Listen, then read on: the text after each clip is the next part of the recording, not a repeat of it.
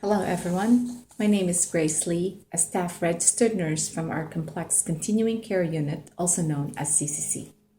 I am here today to present a strategic plan, the goal of which is to lower the nurse-to-patient ratio in this unit.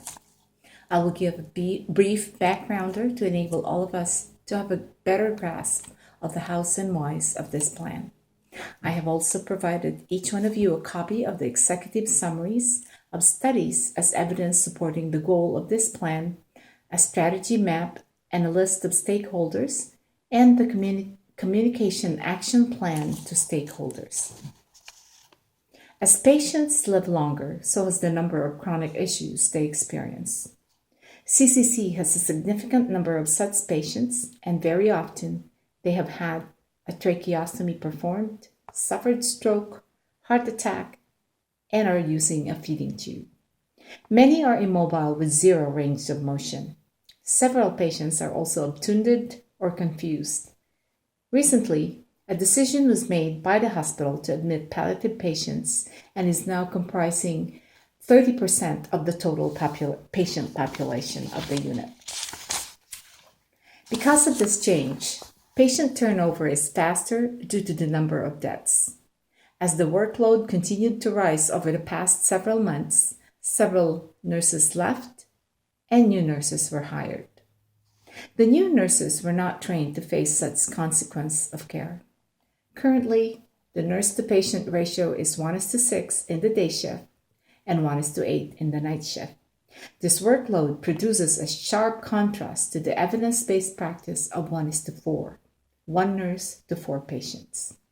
I have given each of you a copy of the executive summaries of 4 studies undertaken in Canada and US that support the proposed ratio of 1 nurse to 4 patients. As a first step in the strategic planning process, a SWOT analysis was done. SWOT is an acronym that pertains to organizational strength, weakness, opportunities, and threats. The following are the SWOT analysis results. Strength. There is great teamwork among nurses and interdisciplinary team members in the CCC.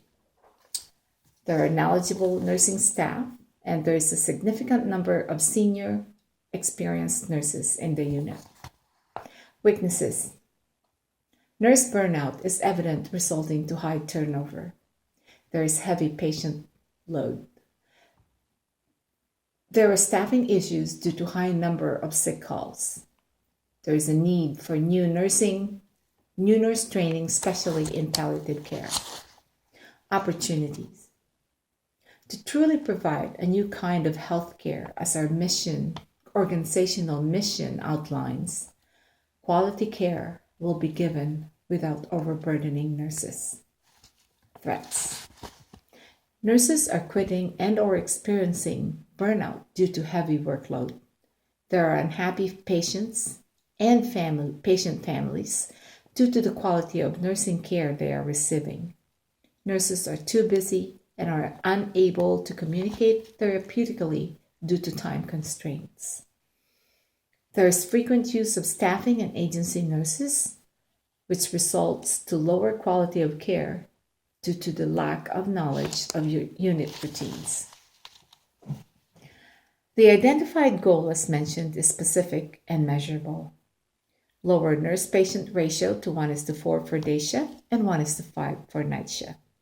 The defined time period to implementation is 6 months. We are a large organization, and communication and final approval may take longer. The key result area, as mentioned, is the Complex Continuing Care Unit.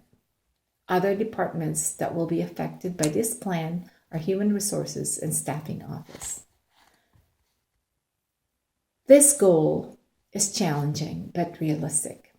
Challenging due to the budgetary constraints of hiring more nurses, but also realistic as other units in the hospitals get a higher number of supportive staff, like personal care assistants, compared to what the CCC is getting.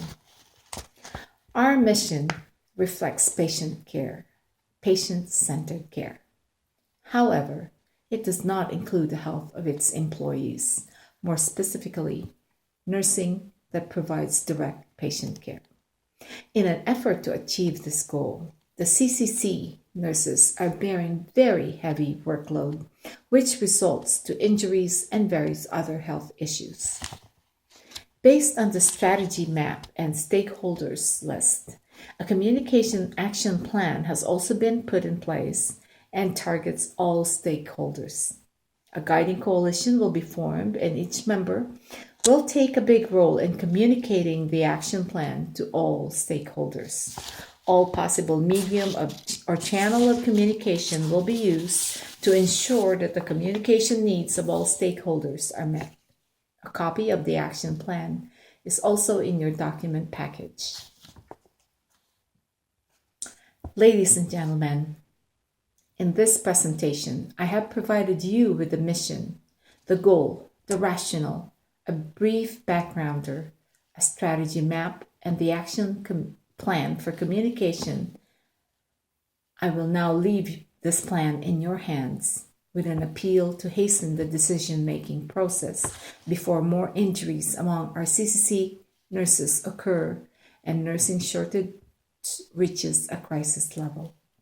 In the meantime, maintaining the status quo has significant financial implications due to high nursing turnover. Specifically, keeping the status quo means more training dollars spent on nurses, disability claims, and sick calls.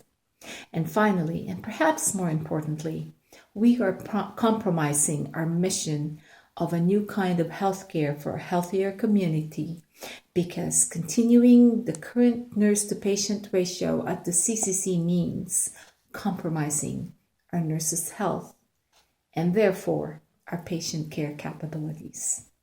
Not a good outcome, and certainly will not contribute to a healthier community. Thank you all.